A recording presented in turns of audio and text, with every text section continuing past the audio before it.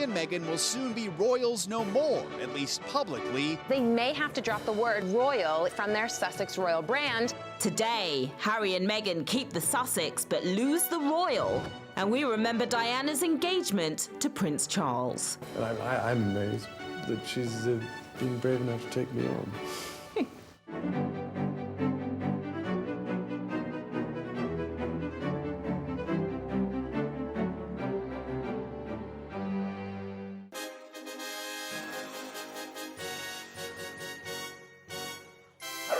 Welcome to the Royal Report. I'm your host, Sharon Carpenter.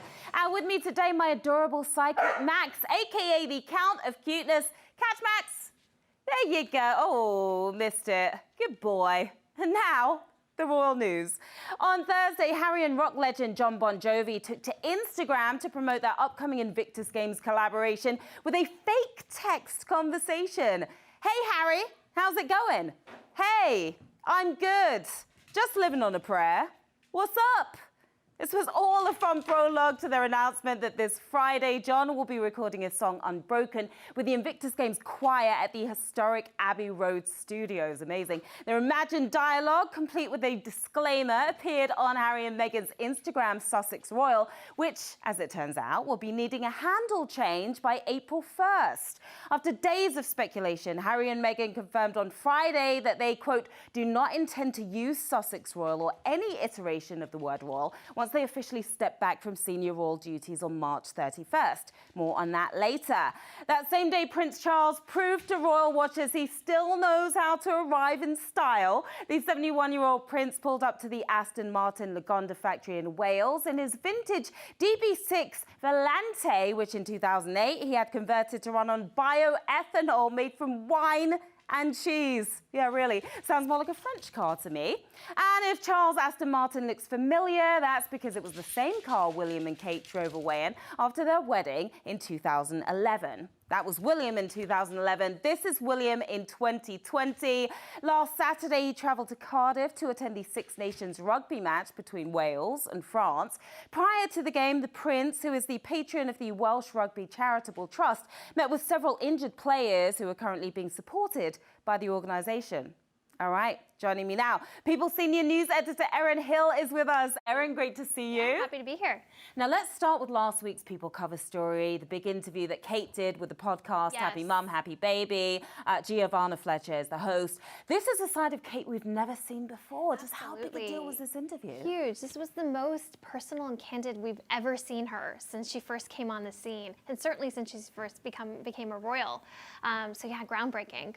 Yeah. So tell me what surprised you the most. Lots of revelations here, Yes. but what shocked or surprised you the most? A ton. I think the biggest revelation for me was her talking so candidly about the moment she stepped outside with Prince George when he was born. I mean, that's the moment that keeps being talked about all the time. How she was able to do it and look incredible. She comes outside like hours after giving birth, and how does she do it? And she looks like it doesn't even faze her, but to hear her talk about it so openly and how she was frankly terrified, and it was a terrifying experience, really was a humanizing moment for sure. And the mom guilt, who would have thought? Yeah, and hearing her talk so openly about mom guilt, it's clear that her royal work is really, inspiring her to talk more about being a mom, and kind of interacting with the public has really just opened her up. What do your sources tell you as to why Kate decided to do this interview in the first place, and why now? Yeah, it really has a lot to do with that work and the fact that she wants to not just kind of practice what she preaches. She goes out there and is doing a lot around early childhood development, speaking to moms about the pressures they're under. So as a mom herself, it makes sense for her to kind of, speak openly about her own experience and how it's kind of been influenced by the work she's doing and everything she's learned, which she's even said she wishes she could go back to when she was pregnant. She'd do things differently. She'd care more about her emotional well-being. And these are all things she's learning as she's working with different organizations and talking to different moms around the UK. So it's really incredible. So she's telling her story and others will feel more comfortable to tell theirs Yeah. as well. How did they receive this interview in the UK? back home? It's been amazingly well received. I mean, they're just kind of welcoming all of this, and just hearing from her speaking so openly is just incredible. And the work she's doing is really respected. The fact that she put together this survey of 5 questions about children under the age of 5 and things we can learn about that. It's been taken by hundreds of thousands of people across the UK. She traveled to all the 4 corners, and they're really respecting the dedication that she has shown towards this. Do you expect to see Kate doing more personal interviews like this now that she's broken the ice here? I think we can, which is amazing. And this is what we've always wanted to hear from her side, what she's experiencing. You know, she's always so collected and models herself after the Queen. And we don't really hear much, you know, from the Queen talking like this. So it's showing that maybe she's going to put forth a more modern, open monarchy when one day she becomes Queen, which is exciting. So interesting and compelling. Now, last week, we also heard a lot more about Harry and Meghan and their new role within the royal family, specifically with regards to their HRH status and also their brand, Sussex Royal. So I figured we'd break it all down in the Royal Buzz. What do you think, Erin? Let's do it. And you remember how this works. I'm going to ask you 5 questions that have royal watchers buzzing. You have 90 seconds to answer all 5 questions. Can you handle it, Erin? Ready. Let's do it. All right, first question. Harry and Meghan announced Harry is still 6th in line to the throne and they will retain their HRH prefix, but they will no longer actively use it. Seems like a strange distinction. What exactly does this mean? Go. So this means that they are still considered His and Her Royal Highness. They're just not able to use it in any official capacity because they are not doing any official royal work anymore on behalf of the royal family. Okay, are Harry and Meghan still the Duke and Duchess of Sussex, though? They are. That title, it still maintains not only that, but their lesser-known titles, the Earl and Countess of Dumbarton and the Baron and Baroness Cotille, which are the lesser-known, but still definitely Duke and Duchess of Sussex. Max knows. Okay, well, why did Harry and Meghan need to give up their Sussex Royal brand? This is because anything Sussex Royal-related, any iteration of royal is connected back to the Queen, to the monarchy, to the royal family. Since they're not working on behalf of that anymore, they recognize that it may not be appropriate to still do anything under that royal umbrella. Got it. What exactly are the UK laws governing the use of the word royal? What can you tell us about those? When it comes to any trademarking of the word royal, it really needs permission directly from the Queen. And it's clear here that the Queen is not giving that permission and doesn't want that use of royal. Okay. This is a 2-parter. What will Harry and Meghan's new Instagram handle be? And will all those adorable photos of Archie be deleted? I hope not. I doubt any photos of Archie will be deleted. And also, as far as the name, who's to say? We don't know yet. Maybe Duke Duchess Sussex, or maybe something to do with Archie. This is all something we're going to find out later in the year.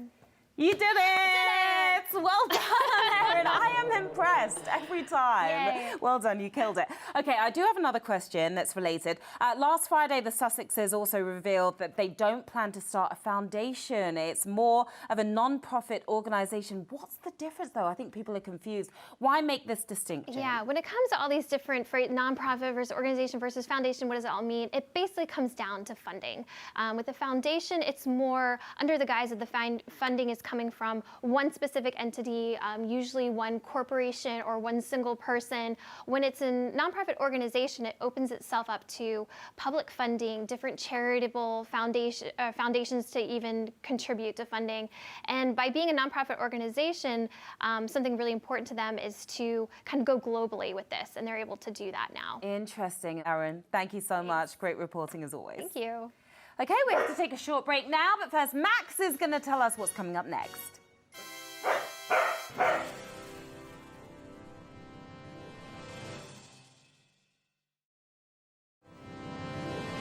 Welcome back, everyone. Now, recently, People London correspondent Monique Jesson got to hang out with one of the royal family's favourite hat makers. Take a look.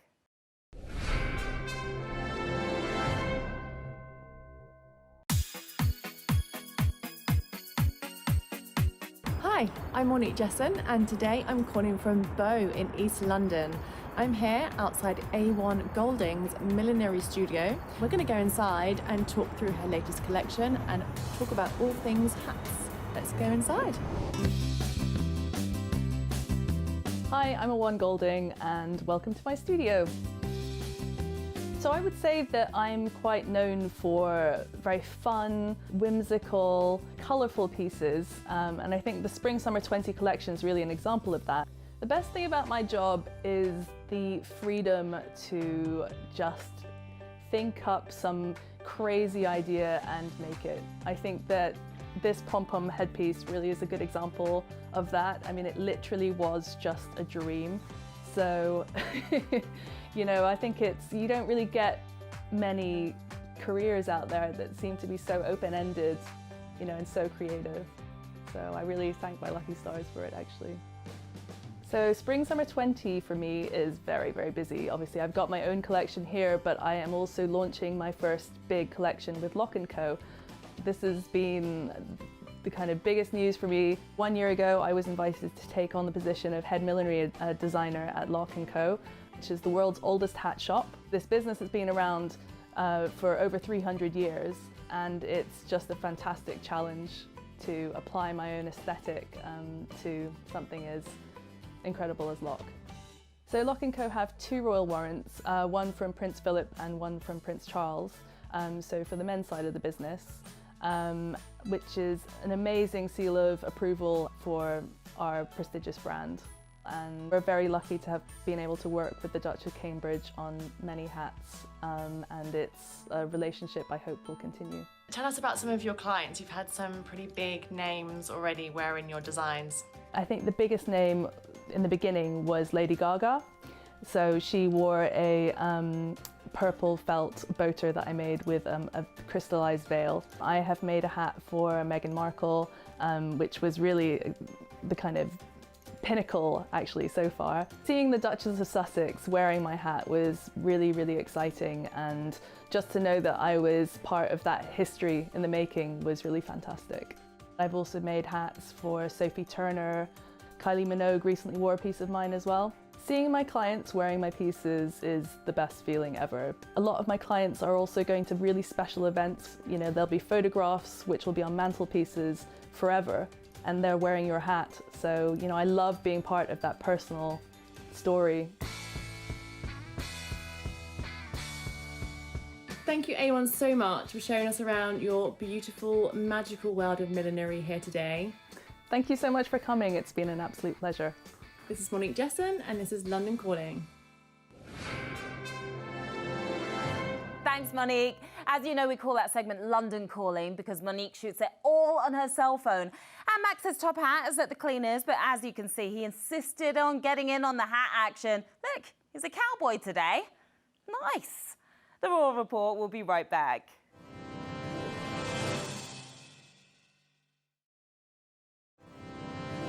Welcome back, everyone.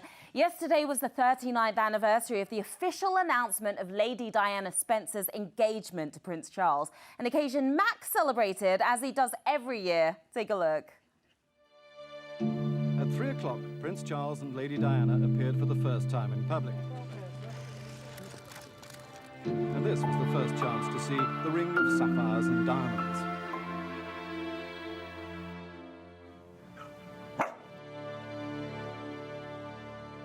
Max, you are such a romantic. Well, today we are celebrating belatedly with our latest installment of the Diana Diaries. Enjoy. 11 a.m., Buckingham Palace. The beginning of a day to remember for Prince Charles, Lady Diana, and for quite a lot of other people too. On February 24th, 1981, the palace announced the engagement of Prince Charles and Lady Diana Spencer. At 3 o'clock, Prince Charles and Lady Diana appeared for the first time in public, and this was the first chance to see the ring of sapphires and diamonds. Charles was the 32-year-old heir apparent. Diana was a 19-year-old school teacher and daughter of British nobility. It's hard for a lot of people to appreciate just what a storied and aristocratic family Diana came from. The Spencer family predates even the royal family in the UK, which is really remarkable. Charles and Diana had actually met through her sister, because Charles had gone out with her sister a few years earlier. So that was how these two, people, Diana and Charles, originally came together. On the one hand, it's relatable, it's your older sister's boyfriend, and on the other hand, it's just completely extraordinary that you have this incredibly aristocratic, blue-blooded family and the royal family, and those two coming together. On the surface, Diana was the perfect match for Charles. She was young, she was beautiful, she came from a good family, and she was also very innocent, which is what was expected of anyone who was going to marry Charles.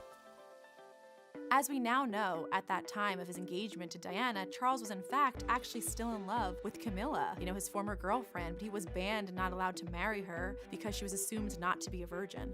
At the time, it was still considered important for the future King of England to marry a woman who had a real innocence about her. And it came from on high that Camilla didn't have that. Enter Diana, who checked all the boxes. And they had been dating for about 6 months when Charles popped the question. What about the proposal, Your Royal Highness? How did that come about?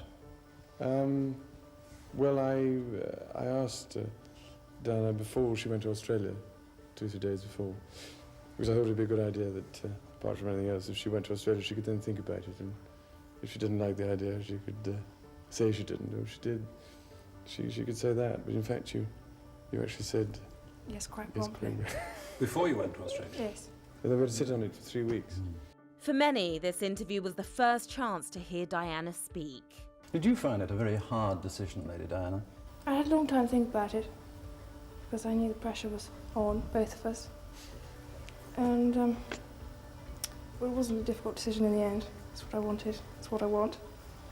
I think we all fell in love with Diana in that interview. She was so sweet and a little bit nervous and so completely in love with her prince. She had no idea what she was being thrown into, but she was excited and we were happy for her. You haven't seen the ring. May I have a look at your... Yes. Wonderful sapphire and diamond.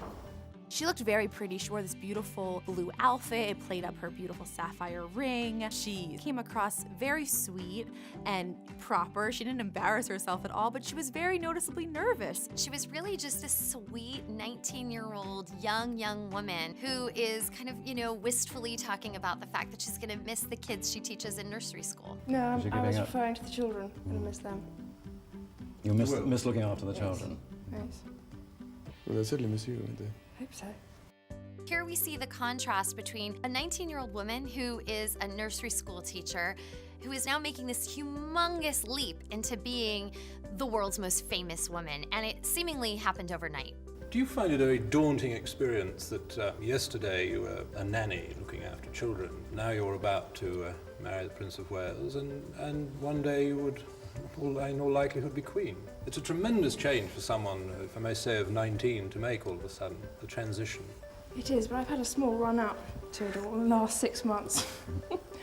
And next to Prince Charles and I can't go wrong. He's there with me. Looking back, the interview actually is quite revealing. Charles and Diana seem pretty awkward with each other. They're not comfortable together. And while she's looking at him like her Prince Charming, he's really not. He's got a weird, sort of nervous energy in the interview. Lady Diana's father described her this morning as, he said he thought she'd make a very good housewife. Oh, that's why he said that. We've yet to see.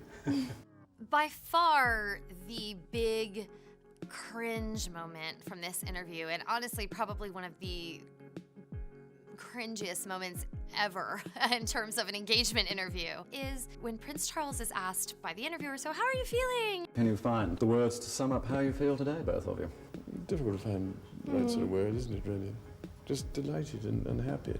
And Charles starts off, okay, I'm feeling delighted. And I'm amazed that she's been brave enough to take me on. He makes kind of a self-deprecating joke. I'm just happy that she's brave enough to take me on. Things are going okay. And then the interviewer says, And I suppose in love. Of course. And Diana had immediately responded, oh, of course. And Charles responds, Whatever in love means. Whatever in love means. And then we see on film this sort of stricken look kind of flash on Diana's face. And Charles seeming you know, just kind of awkward and a little bit clueless. Well, it You can obviously put your own means, interpretation. obviously means two very happy people. Yes, Once absolutely. again, congratulations. It's hard to imagine what that must have been like for Diana. Here's her Prince Charming, she's terribly in love with him, and he says, whatever in love means. Like, that's not what you want Prince Charming to say. It must have been incredibly painful for Diana, if she even allowed herself to process it. The other side of this is, Charles, many people who know Charles say he's a philosophical type guy. He's a poet, he's an artist. He was like the definition of overthinking, right? Like, you know, someone asks you, oh, and of course you're in love, and you just say yes. And he was like, well, you know, I'm thinking about the definition of love, and he really missed the mark there. Of course, years later, we saw that he wasn't in love. He wasn't in love with Diana. He was in love with Camilla. From us, congratulations. Thank you very much. Very kind. The Royal Report will be right back.